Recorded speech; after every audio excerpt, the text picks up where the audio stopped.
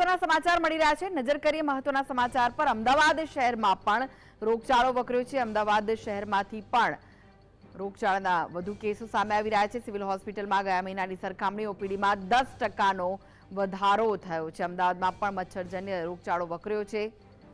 સાથે જ પાણીજન્ય રોગના પણ કેસો સતત સામે આવી રહ્યા છે। 22,800 ઓપીડીના દર્દીઓએ સારવાર લીધી છે। તો અમદાવાદમાં પણ રોગચાળાએ માથું ઊંચક્યું છે।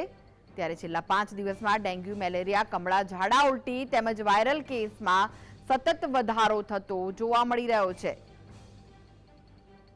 તો અમદાવાદ શહેરમાં પણ રોગચાળો વકર્યો છે અને કેસોમાં સતત વધારો થઈ રહ્યો છે। સિવિલ હોસ્પિટલમાં ગયા મહિનાની સરખામણી ઓપીડીમાં 10%નો આ વખતે વધારો જોવા મળી રહ્યો છે।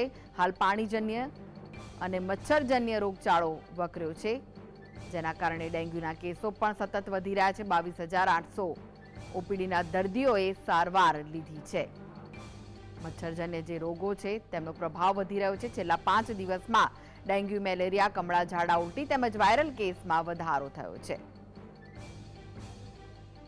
ડેન્ગ્યુની વાત કરીશ તો ગયા મહિને 65 દર્દીએ સારવાર લીધી, જે આજના 5 દિવસ સુધીમાં લગભગ 16 લોકોએ એની સારવાર લીધી છે। એ જ રીતે જોઈએ તો 190થી વધારે લોકોએ હિપેટાઇટિસ એટલે કે કમળા માટે સારવાર લીધી, કે આટલા દિવસમાં 37 લોકોએ એના માટેની સારવાર લીધી છે। ઝાડા ઉલટીના કેસ પણ જોઈએ તો 450થી વધારે ગયા મહિને જોવા મળ્યા હતા, જે અત્યારે લગભગ 21 કિસ્સાઓ એવા મળ્યા છે। એ જ રીતે વાયરલ ફીવરના કેસીસ જોઈએ તો એ પણ 450થી વધારે ગયા મહિનામાં હતા।